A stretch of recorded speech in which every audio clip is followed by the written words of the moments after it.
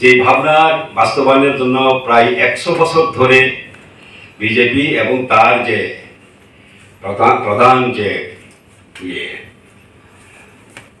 আদর্শ RSS তাদের যে প্রচেষ্টা ভারতবর্ষ হবে এটা নেশন স্টেট, জাতি রাষ্ট্র, যে কারণে রাষ্ট্রবাদী হিন্দু এক জাতি এবং হিন্দু রাষ্ট্র হবে এক দেশ, এক জাতি, এক নীতি, এক ভাষা। সেখানে ভারতবর্ষ হলো বহুভাষী, বহু জাতি, বহু ধর্মের দেশ।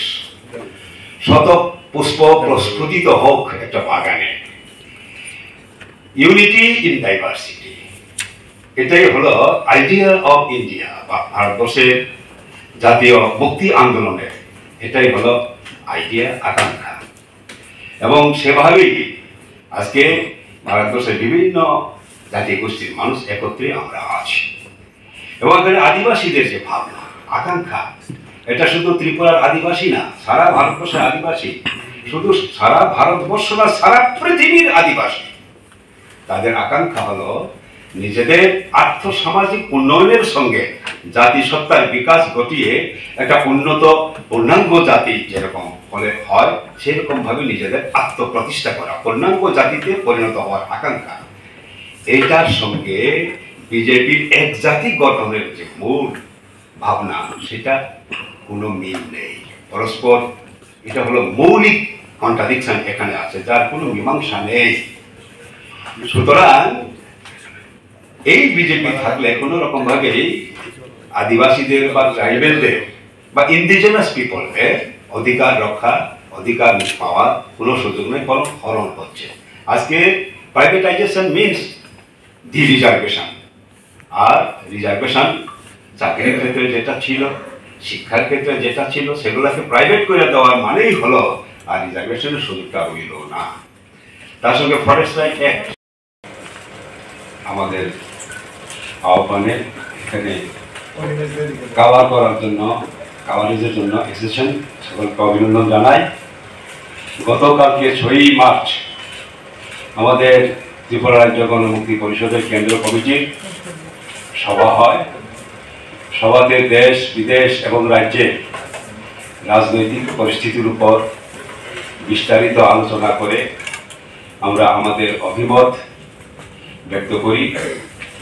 এবং এই সময়ে আমাদের কি প্রোগ্রাম থাকবে,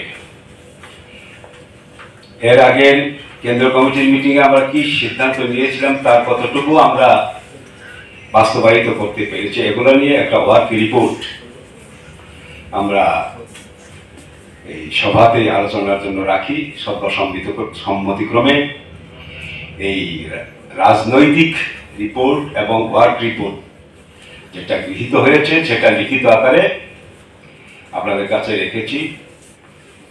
এটার উপর আমাদের জেনারেল সেক্রেটারি এখন সংক্ষেপে বক্তব্য রাখবেন। কিভাবে আমরা শুরু করব? বন্ধুগণ, একটু না না একটু বল।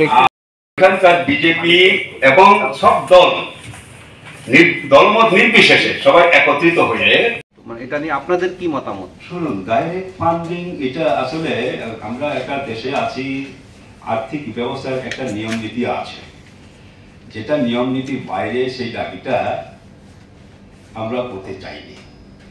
সেটা অ্যাকচুয়ালি এই ডাইরেক্ট ফান্ড দেওয়া না দেওয়া সেটা রাজ্য সরকারের বিষয়ই না, এটা পুরোপুরি কেন্দ্র সরকারের বিষয়, সংবিধানের বিষয়, সংবিধানের বিষয়। 275 সংবিধানের তখন আপনারা ডিমান্ড করেছিলেন কিনা সেটা না, সেরকম ভাবে আমরা ডিমান্ড করিনি। তবে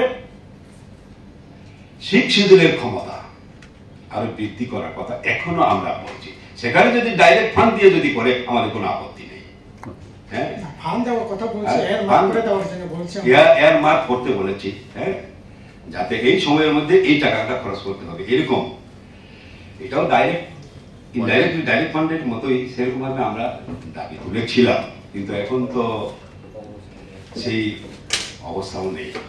যা কিছু পাওয়া যেত তাও এখন পাওয়া যাচ্ছে না, এটাই হলো বাস্তব। ঠিক আছে। আর এই যে আজকে যে এই দেশের গরিব মানুষ